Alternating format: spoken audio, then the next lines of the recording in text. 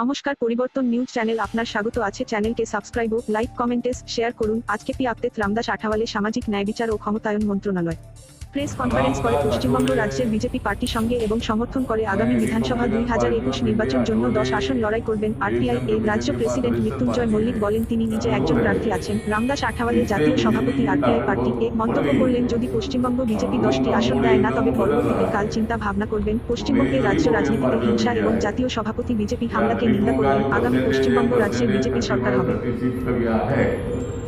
तो हमारे मृत्युंजय मलिक हमारी पार्टी के अध्यक्ष है। तो हमारी कोशिश है कि हम बीजेपी के साथ एनडीए में नहीं है। तो रिपब्लिकन पार्टी को एक 10 सीटों का एक लिस्ट हम दिलीप घोष जो देने वाले हैं, उसमें से जितनी भी सीटें हमको मिलती है उतनी सीटों पर हम चुनाव लड़ेंगे। बाकी के जगह पर मतलब एनडीए के साथ रहेंगे, बीजेपी के साथ रहेंगे और बातचीत भी चल रही है। एक बार मैंने मोबाइल पर उनके साथ बात भी की है। मृत्युंजय मलिक उनके संपर्क में है। देखते हैं रिपब्लिकन पार्टी को अगर कुछ सीटें मिलती है उसका फायदा बीजेपी को और भी ज्यादा हो सकता है। तो इसके लिए हमारी कोशिश जारी है। तो हमें विश्वास है कि कुछ सीटें हमको मिलेगी और हम जेपी नड्डा साहब से भी हम बात करने वाले लोग यहाँ वेस्ट बंगाल में रखने के लिए हमारी कोशिश जारी रहेगी। विषय जो है किसान आंदोलन का जो विषय है, ये किसान आंदोलन ये राजनीतिक दृष्टिकोण से चल रहा है। किसान आंदोलन किसानों को करने का अधिकार है, मांग करने का अधिकार है, लेकिन लगातार 18-19 दिन से लगातार 6, 7, 8 बार नरेंद्र सिंह तोमर जी है, अमित शाह जी है, राजनाथ सिंह जी है, इन सभी बीजेपी के सीनियर नेताओं के साथ और मिनिस्टर के साथ किसान नेताओं की बातचीत हुई है। लेकिन सरकार मतलब उसमें संशोधन करने के लिए तैयार है, अमेंडमेंट करने के लिए तैयार है, किसानों का सुनने के लिए तैयार है, लेकिन किसान सरकार का बिल्कुल नहीं सुन रहे हैं। कानून पीछे ले लो, यही एक उनकी मुख्य मांग है, लेकिन सरकार कानून पीछे नहीं लेगी। सरकार उसमें दस्तकार करेगी, किसानों को जहाँ जहाँ तकलीफ है उनको मदद करेगी। एमएसपी और एपीएमसी जो है चालू रहेगी। किसानों को एक डर है कि भाई एपीएमसी बंद हो जाएगी तो फिर क्या होगा, लेकिन इस कानून में इतना ही है कि किसानों की आमदनी बढ़ाने के लिए उनका जो फसल है, जो उनका जो उन्होंने जो अपने खेत में जो बोया है, जो निकला है, तो कहीं भी बेचने का उनको अधिकार देने वाला यही कानून है। अगर उनको ज्यादा रेट मिलता है वहाँ वो बेच सकते हैं, तो इसीलिए मंडी में बेच सकते हैं और किधर भी बेच सकते हैं। तो इसीलिए मुझे लगता है कि ये कानून किसान के विरोध में नहीं है, ये काला कानून नहीं है, ये हरा कानून है, किसानों को मजबूत करने वाला कानून है।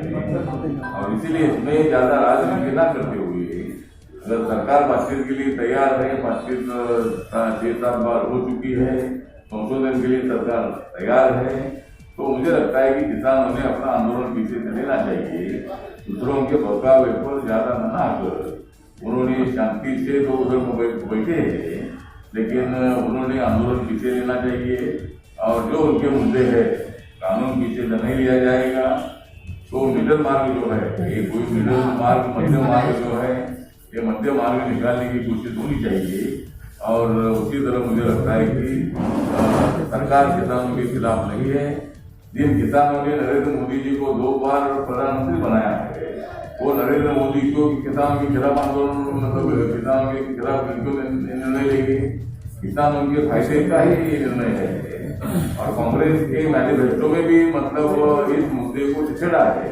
अगर हमारी सरकार आती है तो किसानों की आमदनी बढ़ाने के लिए हम कानून लाएंगे, लेकिन अभी नरेंद्र मोदी जी ने जो कानून लाया है उसमें खाली पंजाब से ज्यादा विरोध हो रहा है। बाकी के राज्यों में आंदोलन हुआ लेकिन उसमें किसान नहीं थे, वो अपने अपने पार्टी के लोग थे, उन्होंने आंदोलन में किया है। इसलिए बाहर के राज्यों में कोई किसानों की इतनी रिएक्शन नहीं है। तो मुझे लगता है कि किसानों के फायदे का अगर ये बिल है तो उसमें जो तकलीफें हैं उसको निकालने की तैयारी सरकार की है। अभी जब बजट सेशन चालू होगा उसमें संशोधन लाकर उसका मतलब एपीएमसी चालू रहेगी, एमएसपी चालू रहेगी, किसानों की आमदनी बढ़ाने के लिए और भी कोशिश जारी रहेगी, इसलिए बेहतर आना चाहिए। उनका जो कहना है कि भाई जिस तरह एपीएमसी है तो वहाँ कोई बदली नहीं है। एपीएमसी में अगर अपने को फसल बेचना है उधर भी उनको बेचने का अधिकार है, लेकिन अगर कोई किसान ही चाहता है कि भाई मेरे फसल को ज्यादा पैसा मिलेगी और वो शहरों की मंडी में आकर अगर वो बेचता है करने के लिए ही मतलब ये कानून आया है कि भाई उनको जहाँ ज्यादा पैसा मिलेगा। अभी एपीएमसी में पूरा फसल उधर दी जाती है, तो ये कानून में ये है कि अगर कोई किसान अगर शहर में जाकर मंडी में बेचना चाहता होगा तो उसको उसके ज्यादा पैसे। किसान अभी जो आंदोलन कर रहे हैं अगर किसान एपीएम खाली उसमें परमिशन इतना ही है कि बाहर अगर कोई बेचने के लिए जाना चाहेगा तो उनके लिए परमिशन है, तो उस पर भी मार्ग निकाला जा सकता है। अभी हम एक 10 सीटों की लिस्ट निकालकर हम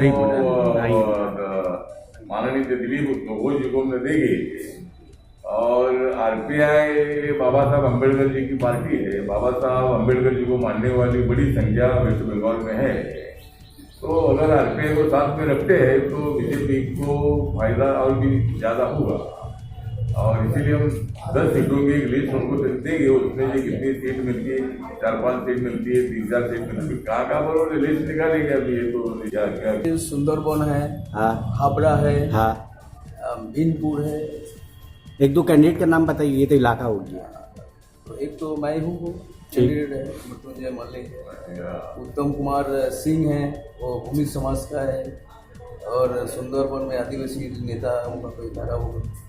तो उसमें देश के दलित बहुत ही अच्छी तरह सपोर्ट कर रहे हैं और इसलिए भारतीय जनता पार्टी को 2014 में 282 सीटें मिली, अपने बलबूते पर सरकार बनाने का मौका मिला। तो एनडीए की 2 सीटें थी और माइनॉरिटी के बारे में नरेंद्र मोदी जी का सबका साथ, सबका विकास, सबका विश्वास, ये भूमिका नरेंद्र मोदी बहुत करने वाले भी है। तभी 100% तो मुसलमान बीजेपी के साथ नहीं है, लेकिन बहुत सारे नौजवान जो मुस्लिम हैं जिन लोगों को गांव-गांव में मुद्रा योजना का, उज्ज्वला योजना का, प्रधानमंत्री आवास योजना का, जनधन योजना का फायदा हुआ है, उसमें कोई मुस्लिम को उसमें अलग नहीं किया है। जो लोग उस कैटेगरी में मोदी जी पर राफेल के मुद्दे पर अटैक किया, बाकी के मुद्दे पर अटैक किया 2019 के चुनाव में, लेकिन बीजेपी को 3 सीटें मिली है। इसका मतलब ये है कि ऊपर विरोध करने वाले लोग बहुत बड़ी संख्या में है मोदी जी को, लेकिन वोटर्स के मन में मोदी जी के बारे में चिंता भी है। एक जमाना था कि भाई वो खाली ब्राह्मण समाज की पार्टी थी, एक बार उनके खाली 2 MP थे, लालकृष्ण आडवाणी और अटल बिहारी वाजपेयी, लेकिन अभी उनके बाद में 282 बन गई, अभी 300 के 3 बन गए और 2024 में बीजेपी के 350 से ज्यादा सीटें खाली बीजेपी की चुन करा सकती है, एनडीए 400 के ऊपर जा सकती है। तो मुझे लगता है कि जो आपने सवाल किया है कि मुस्लिम समाज जो है, तो हमारी सरकार या मोदी जी मुस्लिमों के खिलाफ नहीं है। मुस्लिम समाज ने भी बीजेपी का समर्थन करना चाहिए क्योंकि वेस्ट बंगाल में मुस्लिमों की संख्या बड़ी है। अभी ममता जी का राज खत्म होने जा रहा है और इसीलिए ममता जी गुस्से में आकर ममता जी के लोग पत्थरबाजी कर रहे हैं। तो लोकतंत्र में अच्छी बात नहीं है। अब मैं निषेध करता हूँ और इसी तरह के अटैक करने से तृणमूल कांग्रेस की ताकत और भी कम होती जा रही है और भी लोगों के मन में मतलब बीजेपी के बारे में सिंपैथी ज़्यादा बढ़ रही है। तो मुझे लगता है कि यहाँ बीजेपी की सरकार आएगी और जो मेरी रिपब्लिकन पार्टी ऑफ इंडिया है ये 10 सीटों की मांग करेगी, लेकिन उसमें जितनी भी सीटें मिलती है वो लेकर हम बीजेपी के साथ रहेंगे और यहाँ बीजेपी की सरकार आएगी। मिलेगी ऐसा तो लगता है, नहीं मिलेगी तो सोचेंगे मतलब क्या करना है, कुछ सीटों पर लड़कर नहीं हम अलग लड़ेंगे तो भी मतलब बीजेपी का फायदा हो सकता है, साथ में लड़ेंगे तो बीजेपी का फायदा हो सकता है, क्योंकि हम अलग लड़ेंगे तो जो दलितों का वोट है, माइनॉरिटी का वोट है, वो जो ममता बनर्जी को दिए जाने वाला है, तो अगर हम ले लेंगे तो उसका भी फायदा कुछ हद तक बीजेपी के उम्मीदवार को हो सकता है। लेकिन हम साथ में रहेंगे तो वो पूरा वोट बीजेपी और आरपीआई को मिलेगा। इसलिए मुझे लगता है कि इसीलिए बीजेपी ने आरपीआई के बारे में तो सोचना चाहिए। और मतलब दिलीप घोष जी से मैंने मोबाइल पर बात की है और हमारे मृत्युंजय मलिक जो प्रदेश के अध्यक्ष है उनके संपर्क में है। तो अच्छे कैंडिडेट जो हमारे पास है तो ऐसे कैंडिडेट के बारे में उनके साथ बातचीत करेंगे और अलायंस होगा, ऐसा हमें विश्वास है। अगर सीटें तो नहीं मिलती है तो उन्होंने बोला कि देखते हैं अभी क्या करने का है। अगर कैंडिडेट आपके पास अच्छे होंगे तो उस पर पार्टी विचार कर सकती है। और मैं माननीय नड्डा साहब से बात करने वाला हूँ। और अगर आरपीआई को 4-5 सीटें भी मिलती है, 10 सीट हम चर्चा के लिए दे देंगे, तो उसमें जो 4-5 सीटें आरपीआई को मिलती है तो हम बीजेपी के साथ रहेंगे। अगर ऐसा होता नहीं है तो फिर क्या करना है वो तो सोचेंगे। कुछ सीटों पर चुनाव लड़कर बाकी की जगह पर बीजेपी का समर्थन करेगी।